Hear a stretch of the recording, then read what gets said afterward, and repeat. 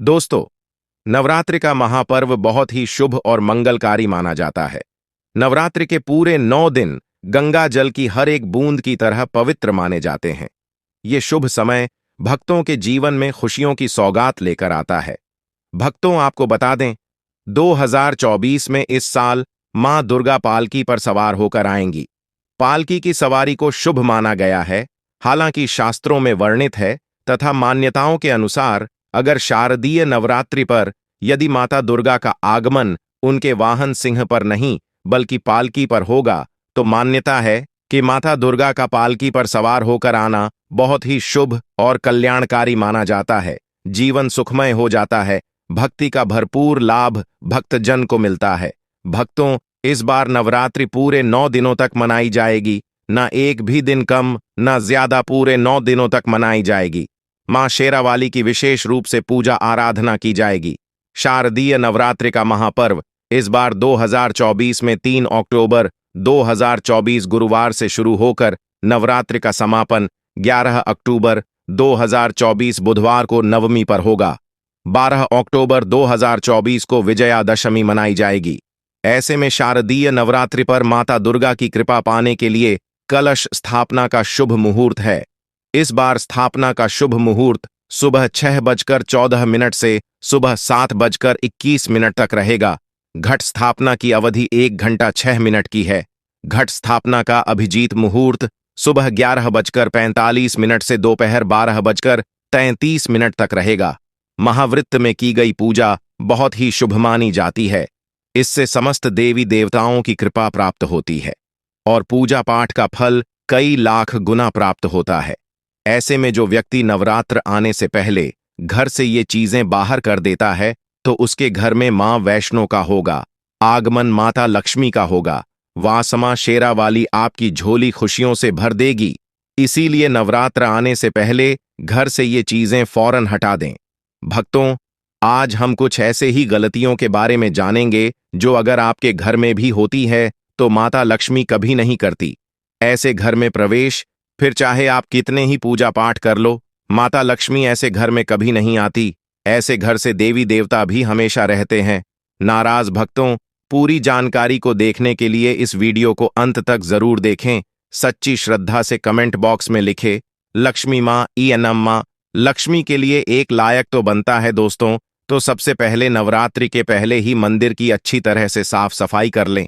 मंदिर के अंदर अगर पुरानी मालाएं हैं, टूटी फूटी मूर्तियां हैं, उसके साथ ही खाली मचीस की डिब्बी रखे हुए हैं, तो उन्हें बाहर फेंक दें तथा खंडित मूर्ति को किसी नदी में प्रवाहित कर दें। घर में छोटे बच्चों को नवरात्रि का व्रत नहीं रखना चाहिए। इससे उनकी जान को खतरा हो सकता है, क्योंकि इस व्रत में शरीर को अधिक शक्ति की जरूरत होती है।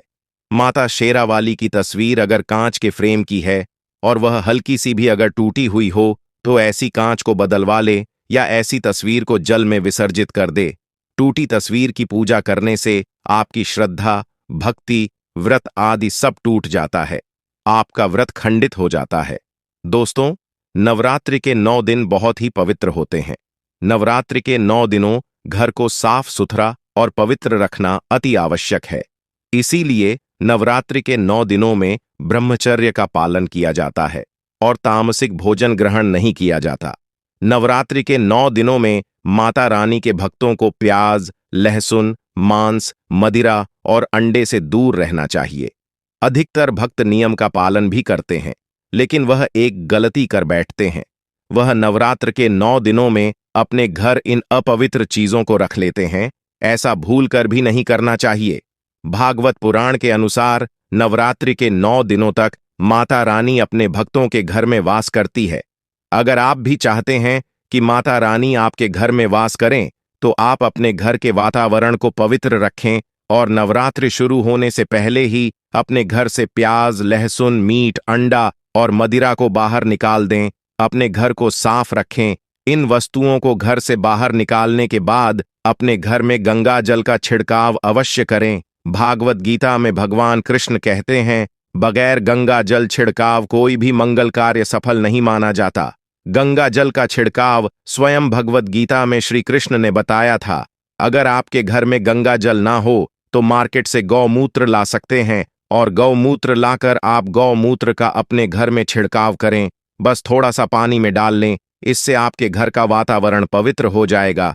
घर में मौजूद नकारात्मक ऊर्जा भी नष्ट हो जाएगी और जिस घर में वातावरण पवित्र होता है और नकारात्मक ऊर्जा नहीं होती, वह माता रानी का वास सदैव होता है।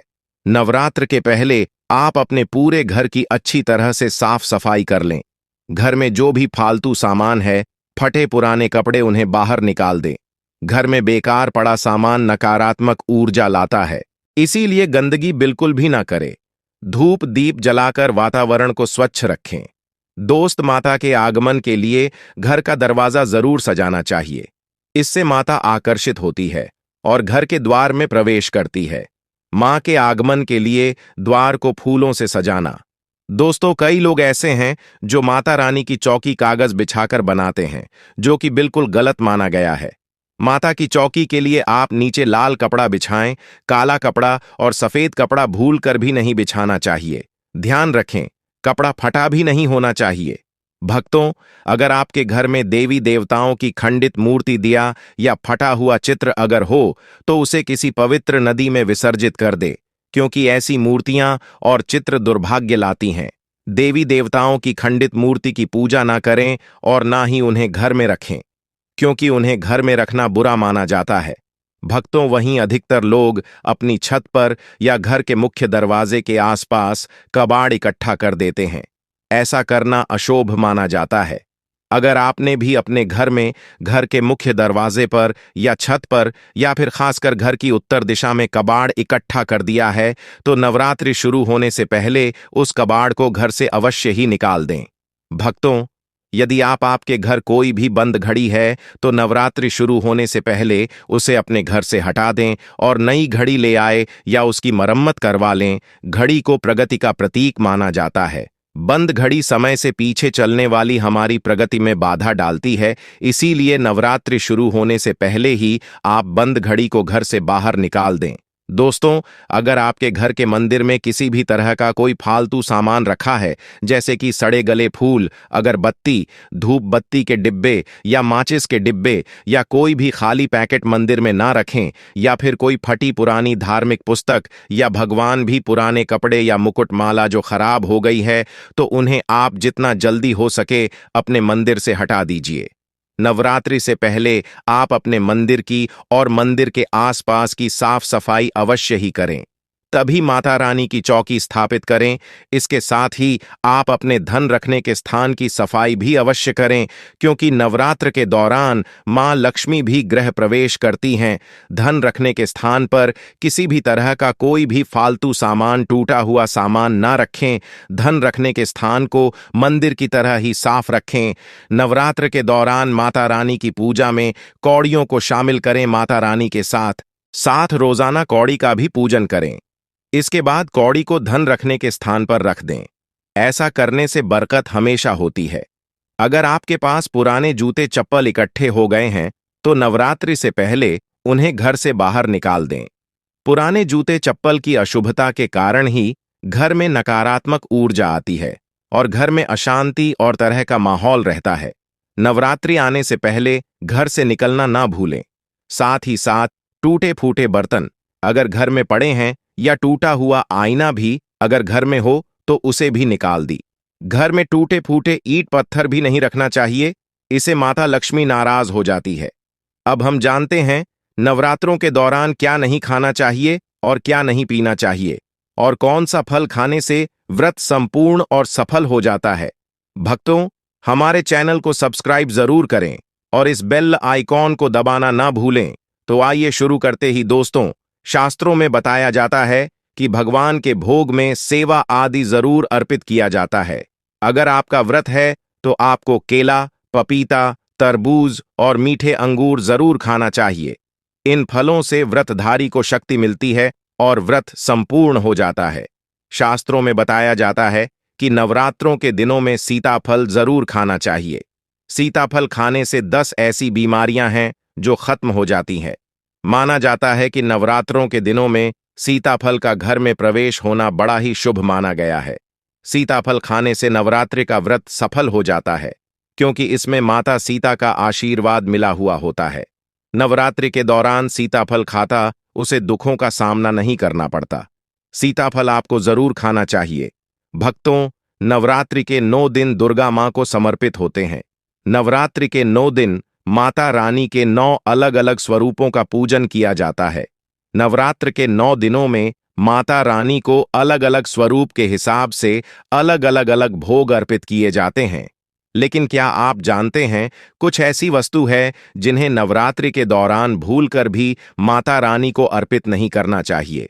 अगर इन वस्तुओं को आप गलती से भी माता रानी को अर्पित कर देते हैं तो आपको व्रत और पूजन का पूर्ण लाभ नहीं होगा। इसीलिए माता रानी की कृपा प्राप्त करने के लिए आपको यह जानना अति आवश्यक है कि वह कौन सी ऐसी वस्तु है जो माता रानी के पूजन में भूलकर भी इस्तेमाल नहीं करना चाहिए। तो आइए मां का जयकारा लगाते हुए वीडियो को शुरू करते हैं। भक्तों नंबर 1, नवरात्रि के दौरान शादीशुदा महिलाओं को सफेद कपड़े पहनकर पूजा पाठ नहीं करना चाहिए। साथ ही साथ काले कपड़े भी नहीं पहनना चाहिए। इससे पूजा, व्रत आदि खंडित हो जाती है। माता की चौकी जब आप लगाएं तो उसके नीचे कागज नहीं लगाना चाहिए। माता की चौकी हमेशा लाल कपड़ा बिछाकर ही बनाना चाहिए।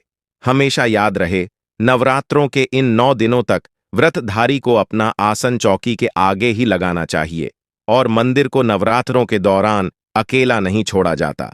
बहुत ही अशुभ माना जाता है। इससे दुर्गा माता नाराज हो जाती है और हमेशा के लिए चली जाती है।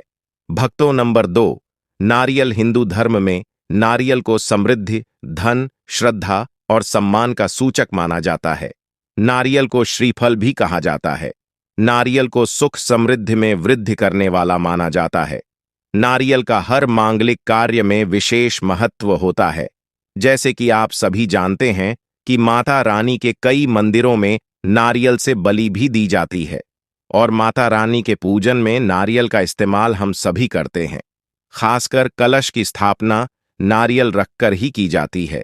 माता रानी के पूजन में हम नारियल इस्तेमाल करते समय कुछ गलतियां कर बैठते हैं। भक्तों, नारियल कई प्रकार के होते हैं। एक हरा, दूसरा सूखा, जिसके अंदर पानी होता है। जिस नारियल के अंदर पानी होता है, माता रानी के पूजन में सदैव पानी वाला और जटा वाला नारियल ही इस्तेमाल करेंगे। नारियल का पूर्ण होना चाहिए। नारियल चटका हुआ या टूटा हुआ नहीं होना चाहिए, क्योंकि साबुत नारियल ही पूर्ण और पवित्रता का प्रतीक होता है। साबुत नारियल ही सुख समृद्धि का प्रतीक होता है।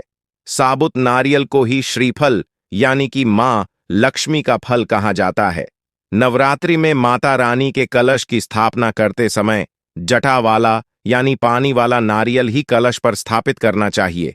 साथ ही यह ध्यान रखना चाहिए कि नारियल को सदैव कलश के ऊपर लेटाकर रखना चाहिए। घट स्थापना करते समय कभी भी नारियल को खड़ा करके नहीं रखा जाता। नारियल को सदैव लेटाकर कलश के ऊपर रखा जाता है।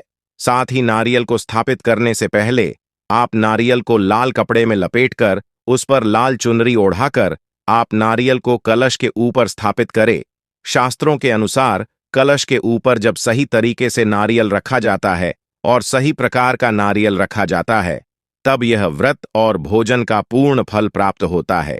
यह भी ध्यान रहे कि महिलाएं माता रानी को नारियल अर्पित कर सकती हैं, लेकिन कभी भी माता रानी के सामने नारियल को भूलकर भी नहीं वधेरना, क्योंकि नारियल बीज रूप होता है और स्त्रियां बीज रूप से ही शिशु को जन्म देती हैं। इसीलिए कभी भी महिलाओं को नारियल नहीं तोड़ना चाहिए। नवरात्रि में माता रानी का व्रत और पूजन किया जाता है, लेकिन नवरात्रि के दौरान सबसे ज्यादा महत्व होता है कन्या पूजन का। दोस्तों, माना जाता है व्रत और उपासना से माता रानी इतना प्रसन्न नहीं होती है जितना कि कन्या पूजन से होती है। नवरात्रि में छोटी छोटी कन्याओं को माता रानी का स्वरूप माना जाता है। कन्याओं को भोग लगाया जाता है, उन्हें प्रसन्न किया जाता है और बदले में आशीर्वाद मांगा जाता है। कन्याओं को प्रसन्न करने के लिए गिफ्ट आदि उपहार वगैरह दिए जाते हैं। माना जाता है अगर कन्याओं को कोई भेंट दी जाए और उसे खुशी खुशी स्वीकार कर ली तो इसका मतलब है माता रानी अर्थात माता वैष्णो ने भेंट स्वीकार कर ली। जिन पर कन्याएं प्रसन्न होती हैं तो समझो उन्हें माता रानी का आशीर्वाद मिल गया और माता रानी की कृपा से उन्हें मुंह मांगा। वरदान प्राप्त होता है। नवरात्रि में 2 साल से लेकर 10 साल तक की कन्या का पूजन होना चाहिए। अष्टमी अथवा नवमी को कन्याओं के पैर धोकर भोजन कराना, उपहार आदि देना श्रेष्ठ माना जाता है। आपके घर में संपन्नता बनी रहे तथा धन की कोई भी कमी ना हो, कन्याओं को कोई सुंदर गिफ्ट दे सकते हैं। शास्त्रों में बताया जाता है कि कन्या जितना खुश होती है, माता रानी उतना ही जल्द फल की प्राप्ति प्रदान करती है। ऐसे में आप कन्याओं को चॉकलेट बॉक्स दे सकते हैं तथा खूबसूरत कपड़े दे सकते हैं। याद रहे, काले कपड़े ना दें और स्टील के बर्तन भी गिफ्ट के तौर पर दे सकते हैं। याद रहे, कन्याओं को कोई भी लोहे का सामान नहीं देना चाहिए। भक्तों, जब कन्या अपने घर के लिए प्रस्थान करें तो उनके चरणों को जरूर छू लें और अपने मान में अपनी प्रार्थना को पूरा करें। सच्चे दिल से मुराद मांगी, माता रानी आवाज से पूरी करती है। दोस्तों, अगर आपको हमारे द्वारा बताई गई बातें पसंद आई हो तो वीडियो को लाइक सब्सक्राइब जरूर कीजिए। हर हर महादेव। धन्यवाद।